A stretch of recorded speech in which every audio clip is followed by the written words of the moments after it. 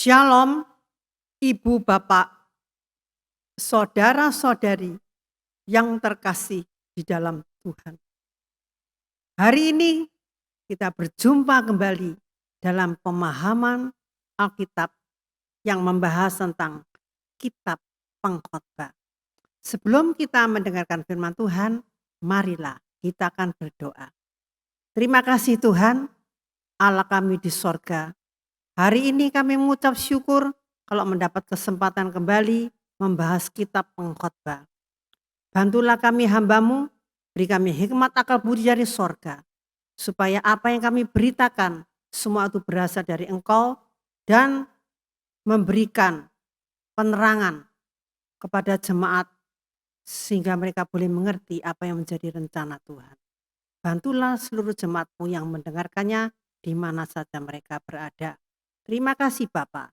Dalam nama Tuhan Yesus kami berdoa dan mengucap syukur. Amin.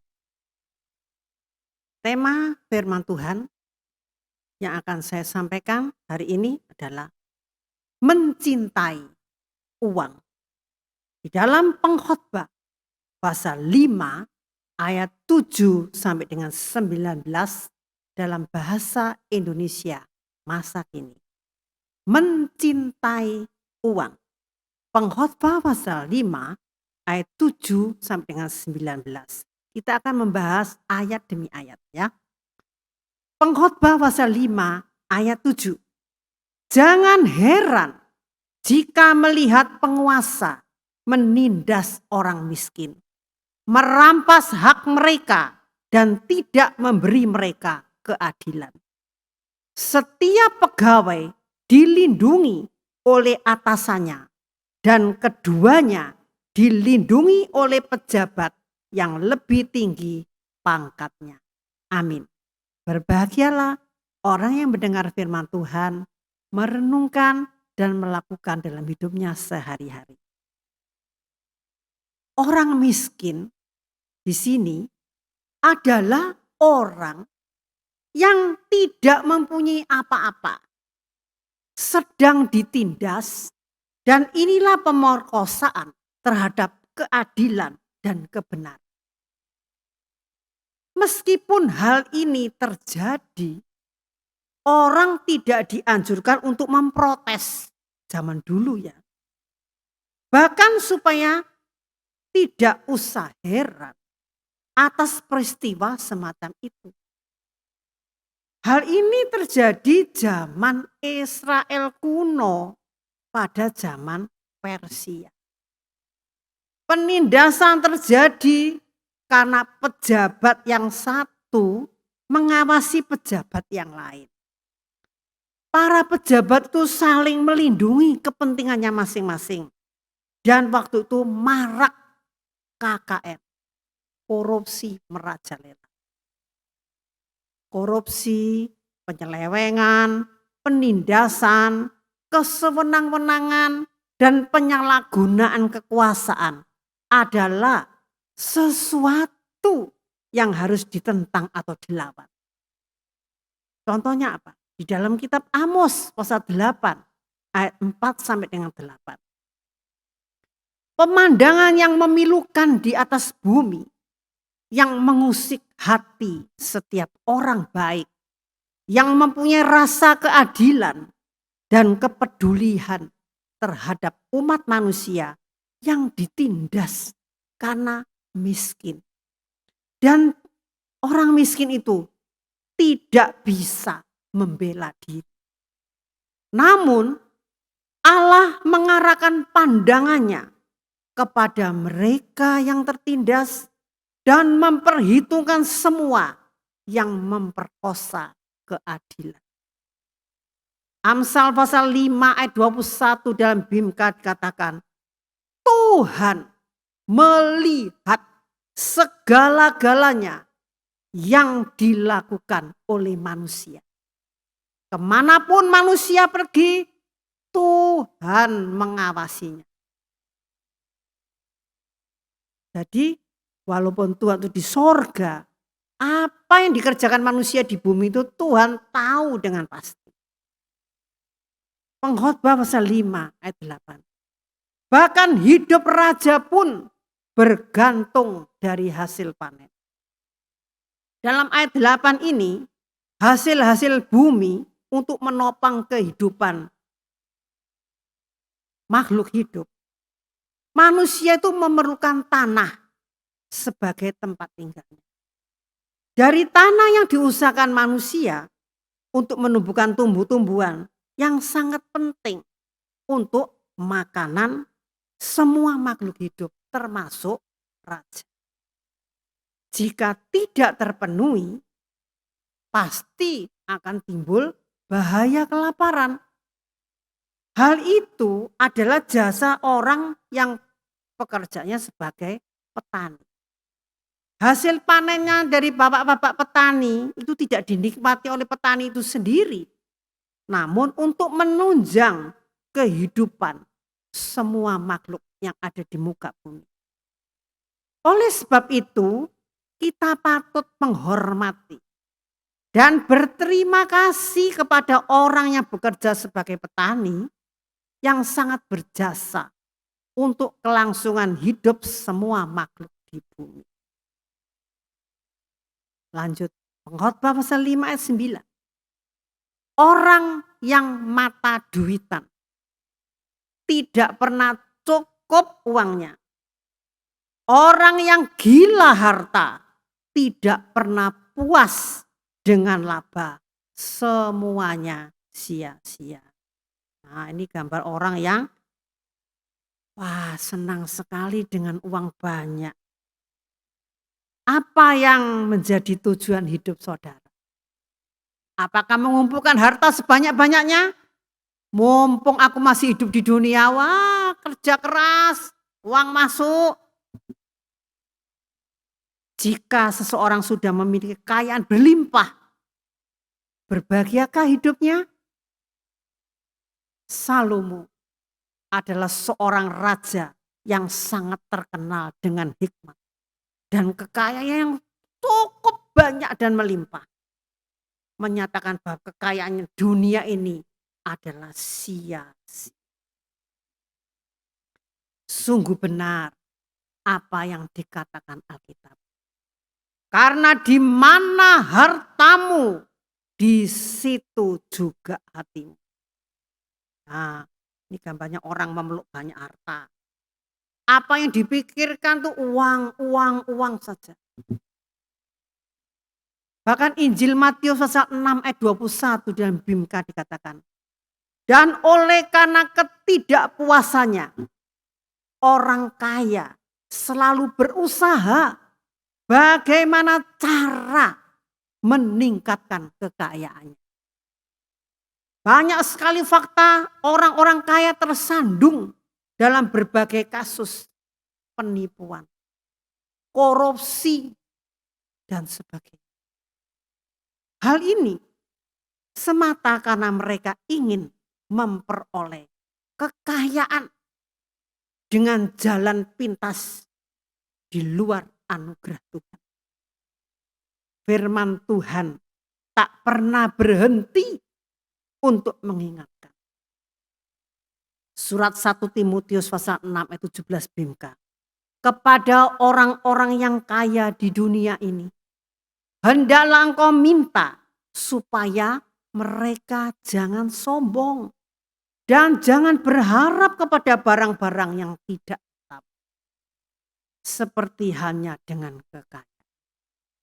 Mereka harus berharap kepada Allah yang memberikan segala sesuatu kepada kita dengan berlimpah supaya kita menikmatinya. Harta kekayaan bukanlah tujuan akhir hidup ini. Karena semua yang ada di dunia ini sifatnya fana. Hanya sementara. Apakah semua harta yang kita miliki akan kita bawa saat kita meninggal dunia? 1 Timotius pasal 6 ayat 7 sampai 10 dan Bimka dikatakan. Sebab tidak ada sesuatu pun yang kita bawa ke dalam dunia ini. Dan tidak ada sesuatu pun juga yang dapat kita bawa keluar. Jadi, kalau ada makanan dan pakaian, itu sudah cukup. Tetapi, orang yang mau menjadi kaya, tergoda dan terjerat oleh bermacam-macam keinginan yang bodoh dan yang merusak. Keinginan-keinginan itu membuat orang menjadi hancur dan celaka. Sebab dari cinta akan uang timbul segala macam kejahatan. Ada sebagian orang yang mengejar uang sehingga sudah tidak menuruti lagi ajaran Kristen. Lalu mereka tertimpa banyak penderitaan yang menghancurkan hati mereka. Banyak orang mengukur dan menilai keberhasilan dan kebahagiaan itu dengan uang atau kekayaan yang dimiliki. Bisa dimaklumi lah. Karena dengan memiliki uang, seseorang tuh bisa mendapatkan segalanya. Tidur bisa di hotel berbintang. Bisa berkeliling dunia. Bisa beli rumah di kawasan yang elit. Bisa beli mobil mewah. Mendapatkan istri cantik. Dan sebagainya. Apakah dengan uang dan kekayaan orang benar-benar berbahagia dan puas? Ayat Nas jelas menyatakan bahwa orang yang mata duitan tidak pernah cukup uangnya. Orang yang gila harta tidak pernah puas dengan lapar. Semuanya sia-sia. Orang yang memiliki banyak uang sampai kapanpun tidak akan pernah puas dengan uang yang dimilikinya. Begitu orang pula dengan orang kaya tidak pernah puas dengan kekayaannya. Seringkali kita menganggap bahwa ada hubungan erat antara kepuasan dengan jumlah uang atau kekayaan yang dimiliki oleh seseorang. Kita mengira jika aku punya banyak uang dalam jumlah besar, aku akan merasa puas dan bahagia. Ketika seseorang gajinya 5 juta per bulan, ia pikir hidupnya akan cukup kalau dia mempunyai gaji 10 juta. Anggapan ini kelihatannya benar. Tetapi ketika gajinya 10 juta per bulan, dia merasakan masih banyak hal yang harus dibeli ini itu. Dia merasa gajinya gak cukup. Kita masih merasa kurang dan kurang. Tidak pernah cukup dan tidak pernah merasa puas.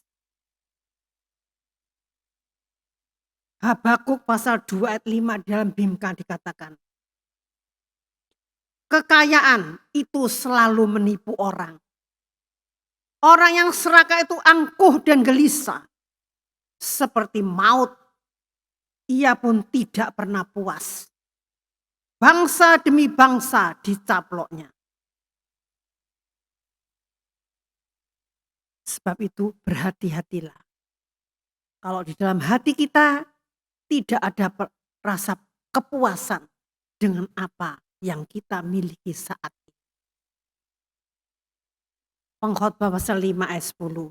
Makin banyak kekayaan seseorang, makin banyak orang lain yang harus diberinya makan. Tak ada keuntungan bagi pemiliknya. Ia hanya tahu bahwa ia kaya. Baik uang dan harta merupakan hal-hal yang menjadikan kesenangan bagi manusia. Namun semakin kekayaan bertambah, semakin banyak pula orang yang memakannya. Semakin kaya seseorang, semakin banyak teman di sekitarnya yang ikut menikmatinya. Kalau kekayaannya sudah lenyap, lenyap pula teman-teman. Orang yang kaya, rumahnya semakin bagus. Pembantunya banyak yang dipekerjakan. Bahkan pembantu-pembantu itu yang menikmati rumah tuanya yang mewah. Sehari-hari bosnya itu dari pagi, bisnis sampai larut malam. Kerja di pabrik siang malam. Atau mempunyai toko, pagi sampai malam harus kerja di toko. Bisnis ke luar negeri. Siapa yang menikmati rumah yang indah, yang bagus dan megah? Tentunya pembantu-pembantunya. Semakin banyak tamu-tamu, orang-orang penting yang dijamu. Ketika anak-anak bertumbuh menjadi besar, butuh biaya untuk bersekolah. Bukan sekolah yang biasa, cari sekolah yang bermutu. Kalau perlu bersekolah, kuliah di luar negeri. Membutuhkan banyak biaya. Semakin banyak juga orang miskin yang harus dibantunya. Jika saat ini Tuhan mempercayakan berkat-berkat kekayaan kepada kita, inilah kesempatan bagi kita berbuat baik, menjadi kaya dalam kebajikan, suka memberi dan membagi-bagikan kepada orang yang membutuhkan. 1 Timotius pasal 6 ayat 18 sampai dengan 19 dalam BMK. Mintalah kepada mereka untuk menunjukkan kebaikan. Untuk banyak melakukan hal-hal yang baik, murah hati dan suka memberi. Dengan demikian, mereka mengumpulkan harta yang menjadi modal yang baik untuk masa yang akan datang. Dengan demikian, mereka akan mendapatkan hidup yang kekal, hidup yang sejahtera. Jadi, mengumpulkan harta di sorga itu harus lebih utama bagi orang percaya. Bukannya mengumpulkan harta yang dunia yang banyak. Ketika kita meninggalkan dunia ini, harus kita tinggalkan semua. Pengkhotbah pasal 5 ayat 11. Seorang pekerja boleh jadi tidak punya cukup makanan. Tapi setidak-tidaknya ia bisa tidur nyenyak. Sebaliknya, seorang kaya hartanya begitu banyak sehingga ia tidak bisa tidur karena cemas. Ternyata memiliki kekayaan tidak dengan serta-merta membuat seseorang hidup dalam kebahagiaan dan ketenangan. Orang yang bekerja sebagai pegawai, karyawan, kuli, angkut-angkutan barang, yang sudah bekerja dari pagi hingga siang, capek, badannya lelah, pulang di rumah habis makan tidur nyenyak, paling nyenyak. Dia tidak banyak pikiran karena tenaganya dipakai seharian capek. Namun orang kaya pikirannya tidak selalu tenang dalam hidupnya. Tidur tidak nyenyak sebab dia khawatir, cemas kekayaannya, mikirkan pabriknya, bagaimana bisnisnya, apalagi kalau ditimpa sakit penyakit yang mengkhawatirkan. Susah, gelisah, khawatir, tidak bisa tidur dengan. Pengkhotbah pasal 5 ayat 12. Kulihat di dunia ini sesuatu yang menyedihkan. seorang menimbun harta untuk masa kekurangan. Di dalam ayat 12 ini menyebutkan bahwa menjadi kaya tidak merupakan jaminan bagi kita untuk tetap aman dan selamat. Malah dalam beberapa hal kekayaan justru mencelakakan pemiliknya. Kekayaan itu sering mengundang orang lain untuk melakukan tindak kejahatan melalui apa? Pencurian, perampokan. Coba kita punya banyak perhiasan, jalan aja di tempat yang gelap, pakai anting-anting, pakai kalung, pakai gelang, pakai cincin. Wah, itu bahaya sekali. Mengundang apa? Penjahat. Menimbulkan kekhawatiran mengenai harta orang yang kaya. Akhirnya apa? Menderita kerugian mental seperti tidak bisa tidur dalam ayat 11. Orang yang kaya membuat pemiliknya jadi sombong, merasa aman, mencintai dunia, menjauhkan hatinya dari Allah. Tidak mengakui lagi, aku komunis.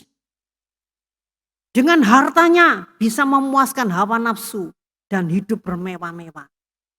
Bahkan menindas orang miskin. Ada juga orang yang iri karena lihat kekayaan. Jadi orang yang kaya harus berhati-hati dengan hartanya. Jangan dipamer-pamerkan. Bisa mengundang bahaya. Pengkhotbah pasal 5:13. Tetapi harta itu hilang karena suatu kemalangan. Sehingga tidak ada yang dapat diwariskannya kepada anak-anaknya. Ayat ini memperlihatkan betapa fananya kekayaan itu. Suatu hari seorang itu bisa menjadi miliarder. Tetapi hari lainnya bisa menjadi orang yang miskin. Kalah saham contohnya. Betapa rapuhnya kalau kita mempertaruhkan seluruh pengharapan dan kebahagiaan kita kepada kekayaan. Ketika ada gunung meletus, rumah kita yang bagus, harta benda kita yang bagus, bisa porak-poranda. Kalau rumah kita dekat gunung, bisa habis dalam sekejap. Mungkin ada bencana banjir. Beberapa waktu lampau ada lumpur lapindo. Pabrik, tempat-tempat ibadah, rumah-rumah tenggelam, musnah semua. Sehingga pemiliknya itu bisa stres. Beberapa waktu yang lampau di rumah sakit Pantai Malang, saya lihat ada seorang tante-tante berubah ingatan, stres. Kenapa? Pabriknya tenggelam kena lumpur lapindo. Dalam sekejap kekayaan itu bisa musnah. Bukan saja bencana alam, penjahat, perampok bisa mengincar kekayaan kita. Akhirnya kekayaan itu tidak tersedia warisan untuk anak-anak kita. Kekayaan itu bagaikan seekor burung yang bisa terbang. Hari ini bisa kaya, besok tidak tahu, bisa miskin. Karena keadaan tidak menentu, mungkin karena bencana alam, banjir, dirampok dan sebagainya. Pengkhotbah pasal 5:14. Kita lahir dengan telanjang, begitu juga kita tinggalkan dunia ini tanpa membawa apa-apa dari segala jeripayah kita. Ayat 15. Itu sungguh menyedihkan. Kita pergi seperti pada waktu kita sekarang datang. Kita berlelah-lelah untuk mengejar angin. Dan apa hasilnya? Coba perhatikan. Bayi yang lahir, tidak ada yang pakai baju. Pasti lahir semuanya telanjang. Begitu juga ketika manusia meninggal dunia. Pabriknya, rumahnya, mobilnya harus ditinggal. Manusia meninggal tidak bawa apa-apa. Ketika setan mencobai Ayub dengan menghancurkan seluruh harta miliknya dan anak-anaknya.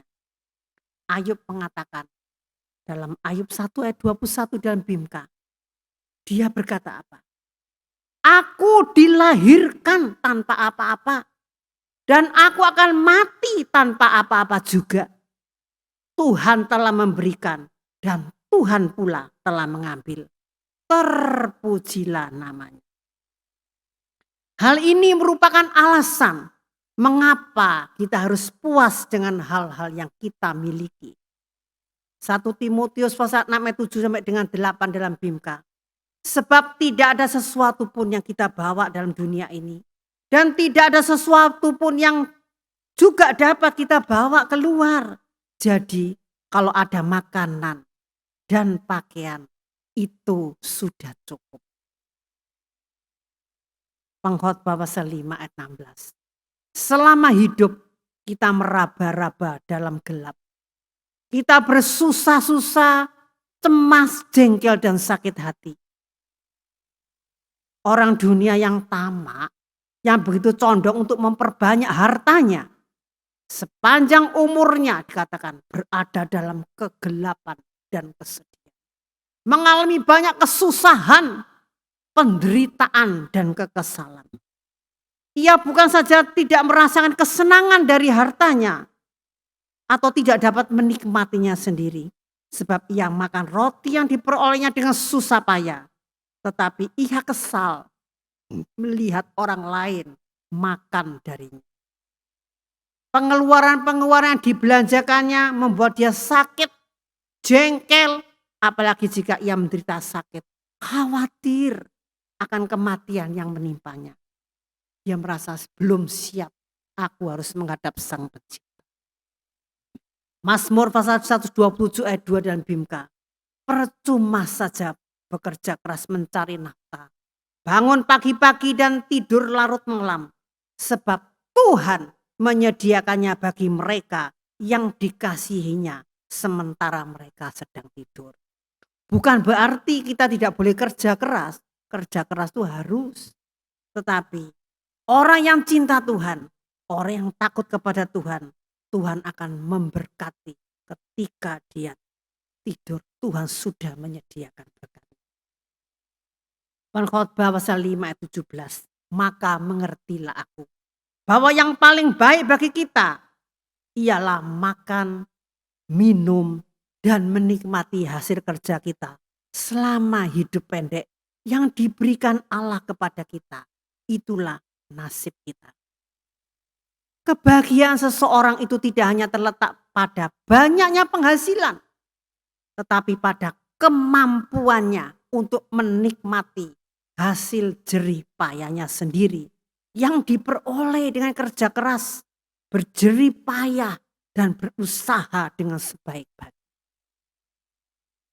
Yang terakhir, Pengkhotbah pasal 5 ayat 18. Jika seseorang menerima kekayaan dan harta benda dari Allah, dan ia diizinkan menikmati kekayaan itu, haruslah ia merasa bersyukur dan menikmati segala hasil kerjanya. Itu adalah juga pemberian Allah. Kekayaan dan harta benda itu bukan hal yang jahat, melainkan karunia Allah yang memang perlu dinikmati. Tidak semua orang bisa menikmatinya. Orang yang sudah bekerja keras menikmati hasilnya, itu adalah orang yang puas dengan hidupnya. Sehingga ia tidak sempat memikirkan berapa umurku sekarang. Pengkhotbah 5 ayat 19 katakan, Allah memenuhi hati orang itu dengan kegembiraan. Maka ia tidak cemas memikirkan tentang pendeknya hidup ini. Orang yang bersyukur dengan apa yang bisa ia nikmati hari demi hari, tidak perlu memohon kepada Tuhan hidup yang lebih pendek atau panjang karena merasa cukup dengan hidup yang Tuhan karuniakan kepadanya. Kesimpulan, kalau kita bisa menikmati hasil bumi yang kita tidak mengusahakan sendiri, bersyukurlah pada petani yang berjerih payah untuk menanam. Sehingga semua makhluk hidup dapat menikmati untuk kelangsungan hidup. Hidup di muka bumi sangat singkat. Kita dilahirkan di muka bumi tidak bawa apa-apa. Begitu juga ketika meninggalkan dunia ini pun kita tidak bawa apa-apa. Jangan terlalu fokus pada harta dunia yang sifatnya hanya sementara. Jika kita dikaruniai berkat-berkat Tuhan, kita dikaruniai harta kekayaan, syukuri, nikmati, belajar berbagi dengan sesama yang membutuhkan. Jangan menggenggam terlalu erat. Bekerjalah dengan rajin. Jujur, tidak menghalalkan segala cara untuk memperkaya diri. Berpuaslah dengan diri dengan apa yang kita miliki. Jangan menindas orang yang ada di bawah kita demi memperbanyak harta kekayaan kita. Tuhan di sorga mengawasi segala tindakan kita. Takutlah kepada Tuhan. Amin. Mari kita berdoa. Terima kasih Tuhan, Allah kami di sorga. Kami bersyukur kepada Engkau kalau Engkau sudah mengingatkan kepada kami melalui firman Tuhan. Hidup di muka bumi hanya sementara. Harta yang Tuhan titipkan kepada kita, itu Tuhan ajarlah kami untuk belajar berbagi kepada sesama yang membutuhkan. Tolonglah kepada kami ya Bapa, jangan terlalu erat menggenggam harta yang Tuhan percayakan kepada kami. Jangan sampai kami berbuat hal-hal yang jahat untuk memperkaya diri dengan menipu, menindas orang di bawah kami. Ajarlah kami tetap bersyukur kepada Tuhan untuk semua berkat yang Tuhan percayakan kepada kami. Sebab kalau waktu kami tugas selesai di bumi ini, kami harus menghadap tahta Tuhan. Tuhan akan meminta pertanggungan jawab kepada kami. Terima kasih Bapak. Bantulah kami untuk melaksanakan firman itu di dalam kehidupan kami masing-masing. Jangan sampai kami melupakan hidup di muka bumi hanya sementara. Ajarlah kami berpuas diri, bersyukur dengan semua berkat yang Tuhan percayakan kepada kami. Dalam nama Tuhan Yesus kami berdoa dan mengucap syukur. Amin.